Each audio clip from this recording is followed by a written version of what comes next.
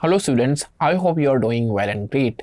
I am Abdullah, your chemistry instructor from tutorial.pk, and today now let's take a start of our new chapter which is chapter 15 organic compounds. तो students organic compound जो chapter का name है, जैसे name से suggest हो रहा है, तो हम इसके इंट्रोडक्शन में हम क्या पढ़ेंगे, ऑर्गेनिक कंपाउंड्स के सोर्सेज को पढ़ेंगे, फिर हम देखेंगे कोल वो एज ए ऑर्गेनिक कंपाउंड का सोर्स कैसे है, उसके बाद हम देखेंगे कि ऑर्गेनिक कंपाउंड की कैरेक्टरिस्टिक्स क्या होती हैं, फिर हम ऑर्गेनिक कंपाउंड्स के यूजेस को पढ़े होंगे, उसके बाद हम डिफाइन करेंगे कि एलोट्रोपी फॉर्म ऑफ कार्बन जिसमें बकी बॉल्स आती हैं वो क्या है और इसके क्या यूजेस हैं, फिर हम एंड पे फंक्शनल ग्रुप और होमोलोगस सीरीज के बारे में स्टडी करेंगे, जिनके बारे में आप 9th और 10th ग्रेड में भी थोड़ा बहुत पढ़ते आए हैं, तो थोड़ा सा अपर लेवल में हम इसको जानने की कोशिश करेंगे।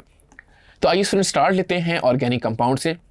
ऑर्गेनिक कंपाउंड की definition, organic compounds are defined as the hydrocarbons and their derivatives. तो स्टूडेंट ऑर्गेनिक कंपाउंड में एक चीज़ याद रखें कि ये हाइड्रोकार्बन्स होते हैं, यानी हाइड्रोकार्बन यानी हाइड्रोजन और कार्बन से मिल के बनते हैं। तो यहाँ पे ये चीज़ आपने याद रख लेनी है। साथ में आपने एक चीज़ जो इंपॉर्टेंट याद रखनी है कि हाइड्रोजन और कार्बन में जो बॉन्ड होगा वो कोवेलेंट बॉन्ड होगा। यहाँ पे स्टूडेंट आयोनिक बॉन्ड नहीं होगा। अगर कहीं पर आप देखेंगे कि आयोनिक बॉन्ड है तो वो ऑर्गेनिक कंपाउंड नहीं होगा। तो यहाँ पे ये पहचान आपने ध्यान में रखनी है कि कार्बन और हाइड्रोजन आपस में कोवेलेंट कैरेक्टरिस्टिक शो करेंगे। तो आपकी स्क्रीन पे शो हो रहा है कार्बन और हाइड्रोजन, और इनके डेरिवेटिव्स में स्टूडेंट ऑक्सीजन, नाइट्रोजन, फॉस्फोरस, यानी ऑर्गेनिक कंपाउंड में फॉस्फोरस भी हो सकती है, नाइट्रोजन भी हो सकती है, ऑक्सीजन भी हो सकती है, लेकिन इनके जो मेन एलिमेंट्स हैं वो कौन है, वो है कार्बन एंड हाइड्रोजन। यानी विदाउट और कार्बन एंड हाइड्रोजन कोई ऑर्गेनिक कंपाउंड नहीं होगा। फॉर एग्जाम्पल स्टूडेंट एक छोटी सी एग्जाम्पल ले लेते हैं, जैसे हाइड्रोकार्बन है CH4, राइट, तो ये ऑर्गेनिक कंपाउंड होगा मीथेन, क्योंकि ये हाइड्रोकार्बन है। अब अगर हम डेरिवेटिव की बात करें तो इसमें लाइक CH3OH आ जाता है।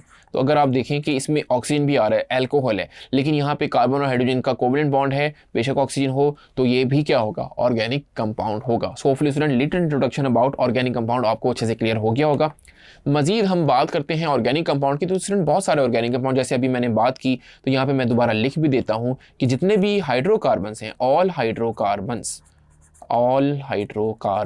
ये ऑर्गेनिक कंपाउंड भी होते हैं, आर ऑर्गेनिक इन नेचर। ये बात आपने ज़हन में बिठा लेनी है। हाइड्रोकार्बन मतलब सिंपल, जिसमें सिर्फ कार्बन और सिर्फ हाइड्रोजन हो। जैसे मैंने आपको मीथेन की एग्जांपल दी, इसकी और एग्जांपल लेते हैं। यहाँ पे स्टूडेंट CH4 आ जाता है, फिर यहाँ पे C2H6 आ जाता है, राइट, फिर यहाँ पे C3H8, मतलब कोई भी आपके पास जो हाइड्रोकार्बन हैं वो सारे के सारे ऑर्गेनिक इन नेचर होते हैं। तो ये आपने बात जहन में बिठानी है। तो स्टूडेंट्स आपको पता चल गया कि जितने भी हाइड्रोकार्बन हैं ये सारे कार्बन और हाइड्रोजन के कंपाउंड हैं, ये सारे क्या होते हैं, ऑर्गेनिक होते हैं। यहाँ पे मैं एक बात आपको रिवाइज करवाता चलूँ कि ये सारे के सारे नॉन पोलर भी होते हैं। अब ये पोलर और नॉन पोलर का कंसेप्ट आप अपने मैट्रिक वाली ग्रेड में पढ़ते आए हैं, और अगर आपको यहाँ पे याद नहीं आ रहा तो आप मेरी मैट्रिक ग्रेड वाली वीडियोस को देख सकते हैं। तो स्टूडेंट हम मज़ीद बात करते हैं कि आपके पास जो एक्सेप्शन आ जाती हैं इसमें। फॉर एग्जांपल हम बात करते हैं लेट्स सपोज CH3OH की, स्टिल ये भी ऑर्गेनिक कंपाउंड है। ये मैंने आपको बता दिया कि लाइक इसमें डेरिवेटिव है, ऑक्सीजन है, तो ये भी ऑर्गेनिक कंपाउंड है, लेकिन कुछ एक्सेप्शन आ जाती हैं। फॉर एग्जाम्पल CO2 है। अब ये देखिए ये इनऑर्गेनिक है, कार्बन है, ऑक्सीजन है, हाइड्रोजन नहीं है, तो इस वजह से ये क्या होगा, ऑर्गेनिक होगा। फिर आप मुझे बता सकते हैं कार्बन मोनोऑक्साइड, ऑब्वियसली ये भी इनऑर्गेनिक होगा। फिर आप देखें वाटर H2O, देखिए हाइड्रोजन है, ऑक्सीजन है, लेकिन कार्बन नहीं है। तो कार्बन और हाइड्रोजन दोनों का होना ज़रूरी है साइमल्टेनियसली। अब हाइड्रोजन है, कार्बन नहीं है, तो ये भी क्या होगा, इनऑर्गेनिक हो गया। इसी तरह स्टूडेंट कार्बोनेट आयंस, ये भी आपका इनऑर्गेनिक हो गया। फिर आप देखें कि बाइकार्बोनेट आयन HCO3-1। अब स्टूडेंट यहाँ पे आपने बात बहुत इंपॉर्टेंट याद रखनी है कि मैं तो बार बार कह रहा हूँ कि कार्बन और हाइड्रोजन हो तो वो ऑर्गेनिक होता है, लेकिन यहाँ पे देखिए कि हाइड्रोजन भी आ रहा है, कार्बन भी आ रहा है, स्टिल ये इनऑर्गेनिक है। तो स्टूडेंट मैंने स्टार्ट में एक बात बताई कि कार्बन और हाइड्रोजन को वहाँ पे कोवेलेंट बॉन्ड बनाना चाहिए। यहाँ पे ये आयंस की फॉर्म में है, तो ये एक आयनिक बॉन्ड बनाएगा, तो इस वजह से ये आपका ऑर्गेनिक कंपाउंड नहीं होगा। होपफुली आपको ये क्लियर हो रहा होगा। यहाँ पे स्टूडेंट एक और आपको इंटरेस्टिंग और डिफरेंट चीज़ मैं बताता हूँ जो कि आपको अलग से जहन में बिठा लेनी है, CCl4। अब CCl4 अगर आप देखें कि वो बज़ाहिर देखने में क्या है कि इनऑर्गेनिक है, लेकिन ये आपको ऑर्गेनिक प्रॉपर्टी शो करता है, ऑर्गेनिक कंपाउंड की प्रॉपर्टी शो करता है। उसकी रीज़न क्या होती है स्टूडेंट, उसकी रीज़न ये होती है कि CCl4 ये CH4 को अगर हम रिएक्ट करवाएं Cl2 के साथ, तो पहले क्या बनता है, पहले बनेगा CH3Cl प्लस HCl बनेगा। ये रिएक्शन आपने कहीं देखा होगा, ये UV सनलाइट की मौजूदगी में होता है।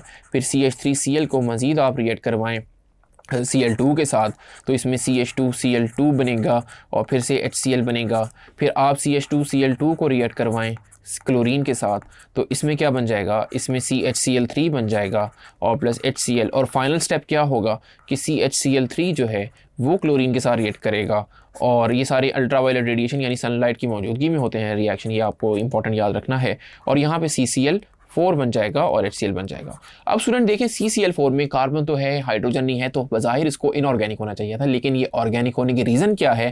ریزن یہ ہے کہ یہ آرگینک کمپاؤنڈ سے ہی جنم لے رہا ہے, یعنی اس کی جو پروڈکشن ہو رہی ہے وہ کس سے ہو رہی ہے, وہ آرگینک کمپاؤنڈ سے ہو رہی ہے. تو یہ بھی کیا شو کرتا ہے, ایکچولی آرگینک پراپرٹی شو کرتا ہے. تو اسٹوڈنٹ ہوپفلی آرگینک کمپاؤنڈ کے انٹروڈکشن میں ساری باتیں آپ کو اچھے سمجھ آ گئی ہوں گی. Thank you.